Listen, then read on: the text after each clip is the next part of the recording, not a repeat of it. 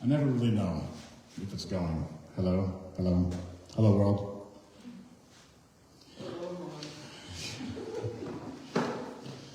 Tonight's featured reader is Renée Roman Nose.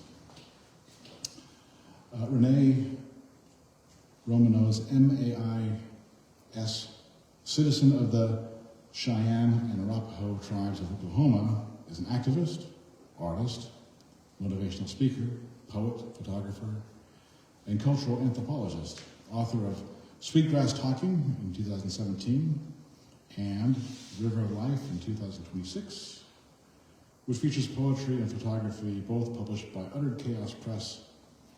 Roman Nose is inspired by historical and contemporary issues, and she lives and thrives in the Pacific Northwest. Here is Renée Roman Nose.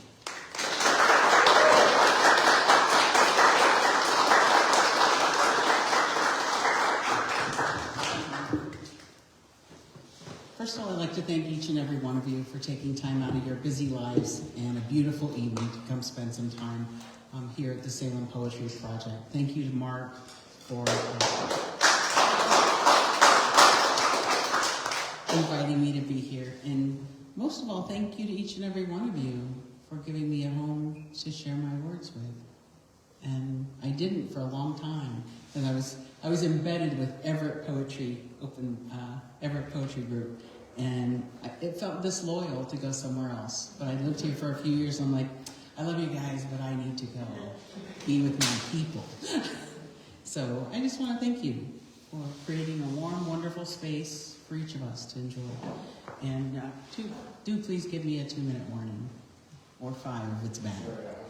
Or a big hook if anybody's seen Gong Show. You've seen it. Yeah, we'll be back. So I'm launching my book, River of Life, published by Uttered Chaos Press, edited by Laura LaHue, and I'm delighted to share it with you. It features my photography and my poetry, and so let's begin. I wrote this poem called River of Life, and then I decided that has to be the title for my next book. So then I had to write more poetry to put in the book that had the title, River of Life. You see how that all tumbles together, doesn't it? The river of life that we travel together, at times over treacherous rapids or under fierce conditions. We breathe deeply, savoring the moments of welcome calm. However long or brief, they strengthen us for the rapids which inevitably appear again. Our hands clasping one another through those trying times which strain and try to separate us one from the other. Sometimes they try violently, sometimes insidiously. Then, like a soft wind, gently snatching your hat away, come those moments of calm. Whether days or months, gifts from the gods, who bless our love one for another, our lives lived better on the wild, wonderful, and unpredictable ride of the river of life.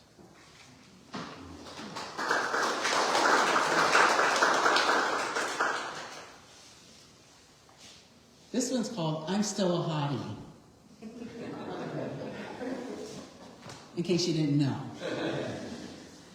I'm still a hottie. I think I wear my years well. My hotness may not be as obvious as in years gone by. It only becomes apparent in flashes now. Dew on my brow, deodorant breaking down, taking off as many clothes as convention and company will allow, stepping outside into a bitter winter wind, deeply grateful for the relief it provides. In my mature years, when the heat rises from deep within and is only assuaged by the welcome winter winds. So there's a contention by science that global warming is caused by cow emissions. But I'm here to tell you it's actually menopausal women.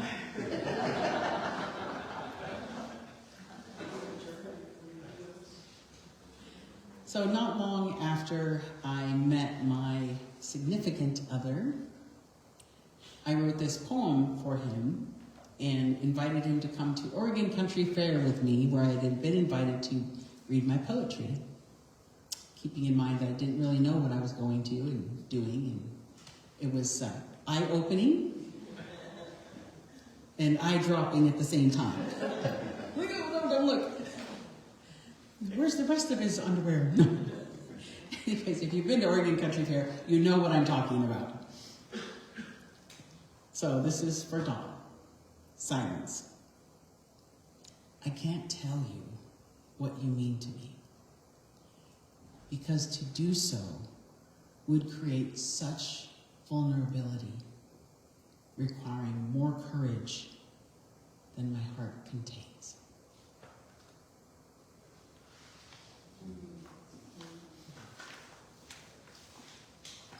Thank you. This one was written for my mom, and many of you have heard it, but I think for the launch of this book that it's appropriate that I share this. Dedicated to Winona Marie Maupin Youngren. Dig it up, I told my son. Put it in a pot and put it in my car. I drove it across the continent when, after she died.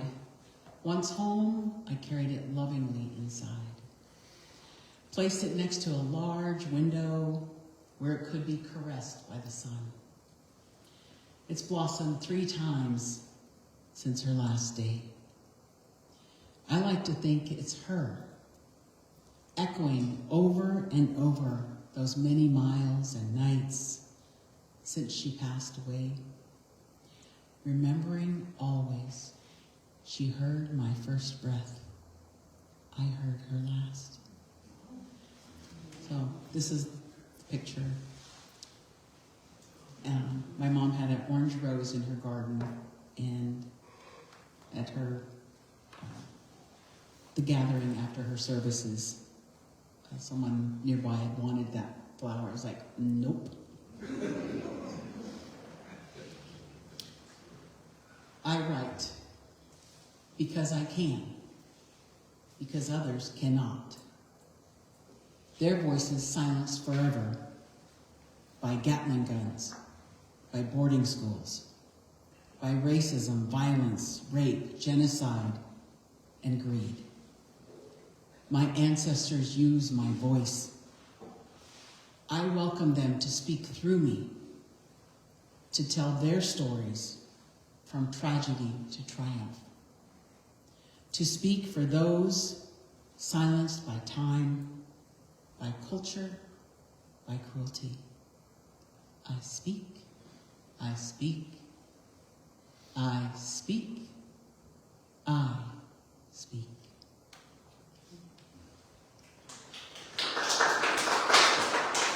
Thank you. Sunshine warms my arms, my face, exposed to the healing rays. My mind drifts away on the fluffy clouds above me, warmed by the sun, protected from the gentle autumn breeze. I relax. I let go. I let go. Gravity holds me to the earth, to this enveloping buffalo robe beneath me, to the grass and earth beneath the robe, to the spinning planet of my ancestors, as well as of yours. I feel the spin in my mind and heart. I am one with the earth. I am no one without the earth.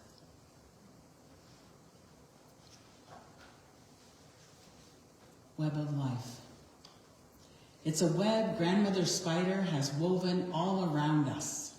Some imagine themselves self-supporting, isolated and alone, not realizing how intimately their life affects others.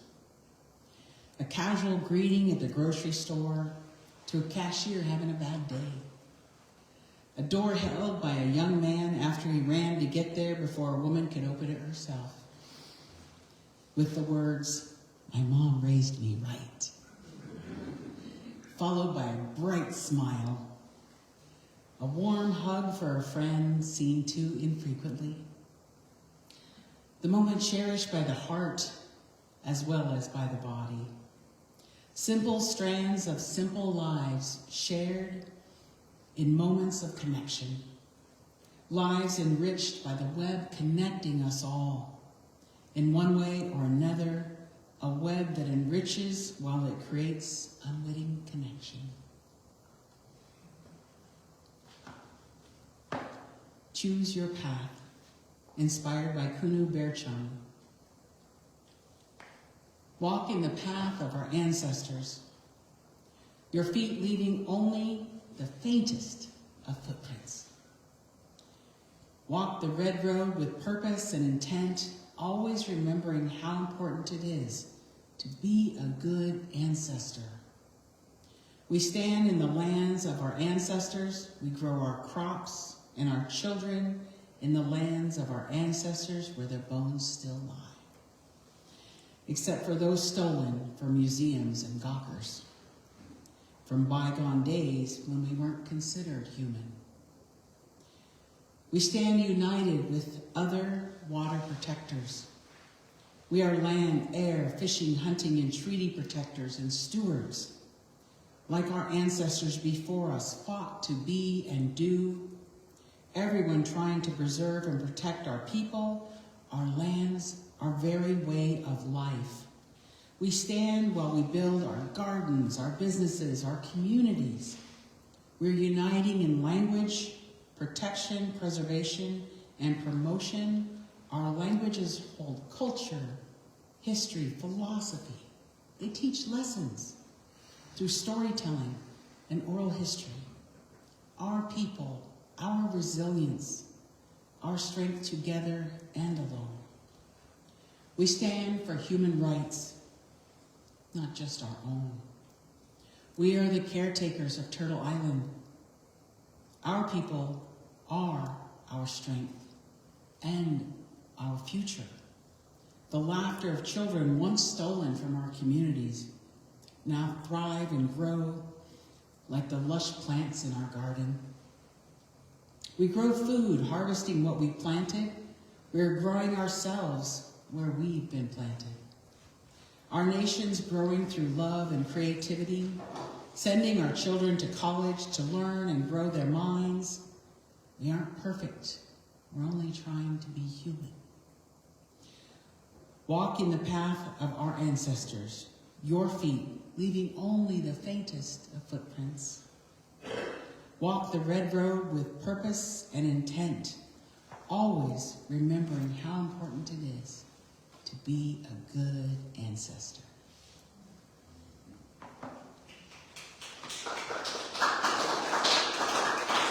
How am I doing for time, Mark? Oh, you're doing great. Okay. Does that translate to a number?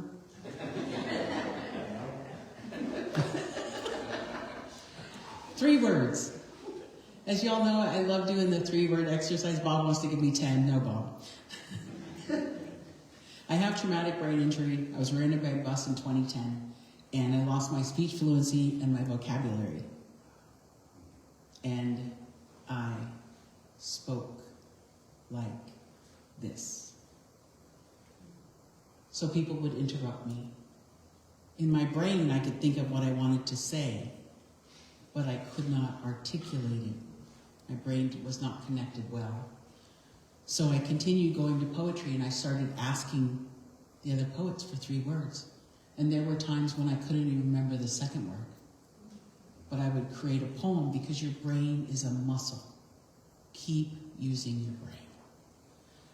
A library, one of the council members from Grand Ronde said in December at a meeting I was at, he said, a library is a gym for your mind. I was like, oh, I love that. 3 words, and the words were for, love, and village. For the love of my village, I stand. For the love of my people, my spine is firm. for the love of others in my village. My hand is outstretched.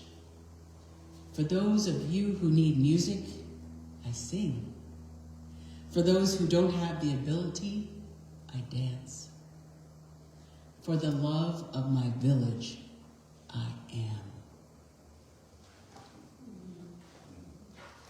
Thank you.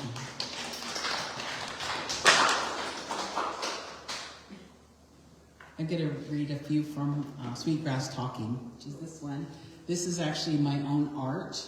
It's a beaded horse, and it's actually about this big. It's called two needle beading. I'd never done it before, and it took me 40 hours. I haven't done one since. But but someday I'll retire. I'll have time. This is called Depth. Reach deeper, he said to me. Pull from within to see who you are. Let your blood and the blood of your ancestors speak. Speak to you, speak to us all.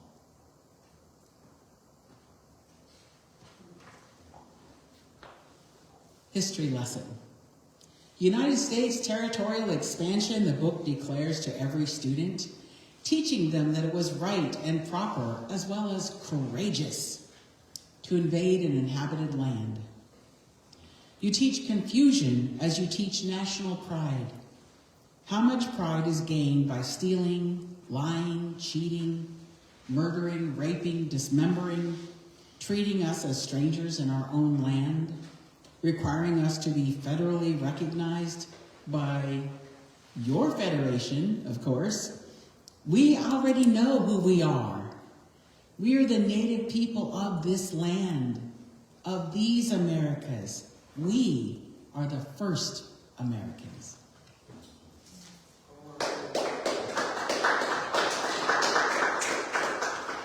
We've flown twice this summer, and each time I got stopped at TSA while they looked at things. The first one was a laminated sheet. I was like, oh, thank you. He checked my passport. Oh, thank you. And I'm like, turned to walk away to the security. And the man said, just a moment, please wait here. I'm like, uh-oh.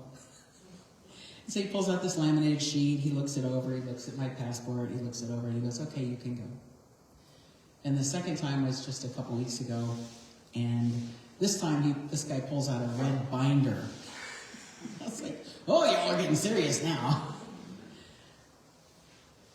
And I was warned actually yesterday to be careful what I say. But careful has gotten us to where we are today.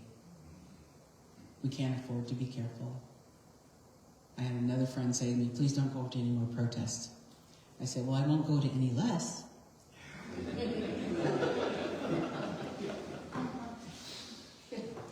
This poem was written for my grandfather, Eugene Black Bear Sr., who had a significant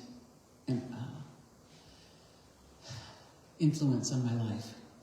He took me to Europe, the very first time I'd ever been. So I told everybody, I'm going to go to Europe and find out why everybody left. So when I got over there, when I meet new people, I'm like, so were you guys mean to everybody? What happened? Why did they all leave? I mean, it looks nice here. You got castles, you got pretty lawns. What's the deal? Luckily, everybody laughed with me. So. Dignity. He walks into the arena with care. Each step causes his body pain, yet his mind rejoices. Rejects the stresses, trembling legs threaten to fail and do not. His back slightly bowed by time, a face deeply carved by life, by love, loss, survival. His will stronger than his flesh. His heart and soul in each step carries him with grace, slow, painful.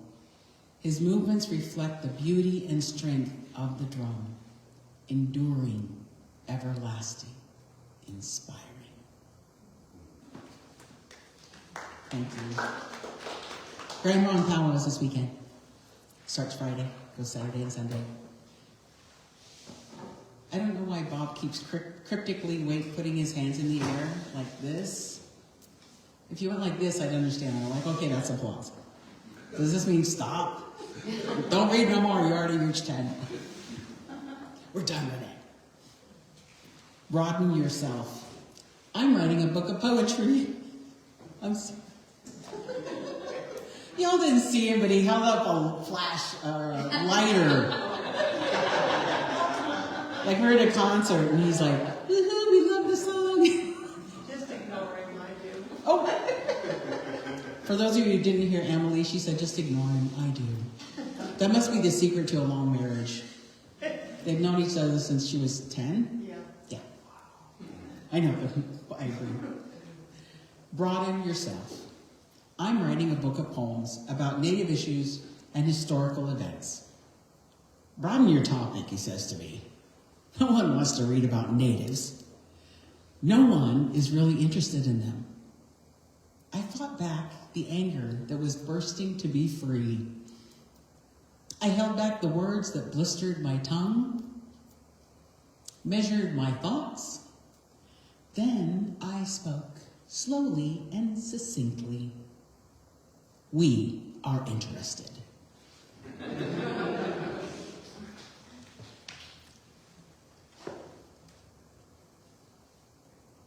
This one's for everyone, anyone who's ever lost a child, no matter what their age is. Calling them home. When the Creator, in his infinite wisdom, calls a child home, we grieve for the loss of one so loved, given to us for such a brief time. To be cherished and loved, the precious joy, the gift of that love, the child will remain forever young in our memories, in our hearts. Our child will never know the cares of this world. The burdens will never be heavy. Never bow his heart or mind as he lives on, safe in the warm embrace of the Creator. Thank you. Time check.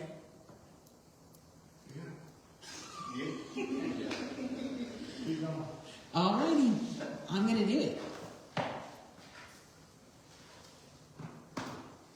So, I am in this little anthology right here, which is adorable. This was put out by Hawkeye Publishing. And I'm also, as are many of my fellow poets here, in an upcoming anthology being published by Bob Hill Publishing by Bob and Emily. And it's called Freedom. It'll be out in, how long, Emily? A couple of weeks. 2 weeks. It'll be out in 2 weeks.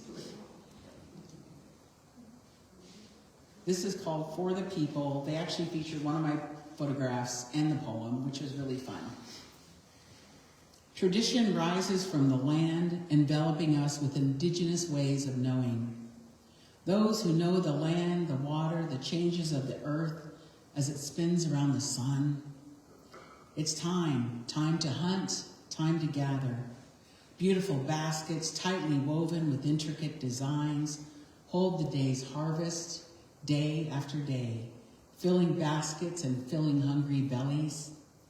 Laughing little ones learning with awkward, laughing little ones leaning with awkward gaits from side to side in an effort to move forward. The food, the berries, the bounty of the land and the sea. Salmon preserved up to 20 years. Cedar gathered for baskets, shoes, clothing. Walking with the land, not simply on it. The language laid on the land are still there. The songs sung are embedded in the earth and the trees. Their music rises on the wind, teaching us new songs to sing with our whole hearts. Healing songs, songs of love, songs of reassurance.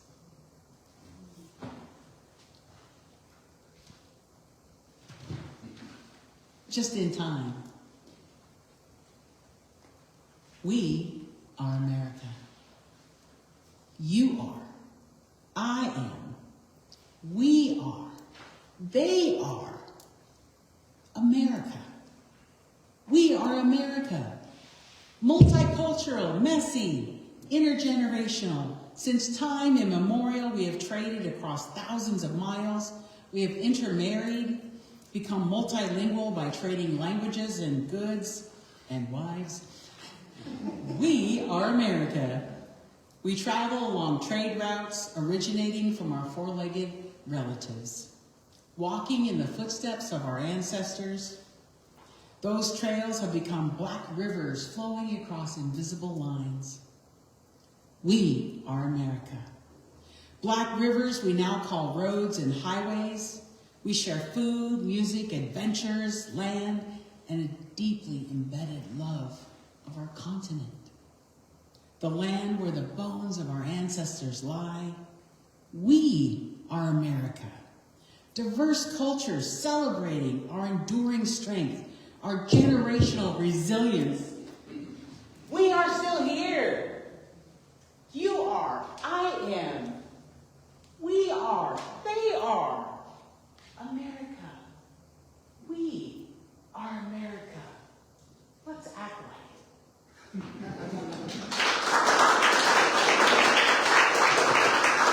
Thank you, everyone. Thank you so much.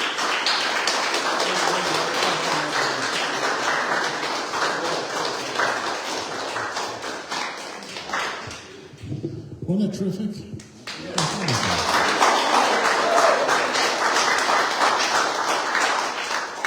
So Renee's got two kinds of books over there. How much are they? 20 each? 20 and 20. So She's got to sign it. she can sign them. There we go. In the back there, there is two sign-up sheets. One's for the open mic and one's for the mailing list. So if you want to read them at the open mic, you sign up on that list. If you want to be on the mailing list, you sign up on that list. There's a container over there for the Salem Poetry Festival fundraiser. So feel free to put $1,000 in there and stock history for that. And then there's some Rice Krispie treats back there. And so eat the Rice Krispie treats because otherwise I will eat the Rice Krispie treats. Or Tom will. Tom will eat the Rice Krispie treats anyway. So anyway, we'll take a break and come back to the open mic. Are donations to the poetry event tax deductible? Sure, why not?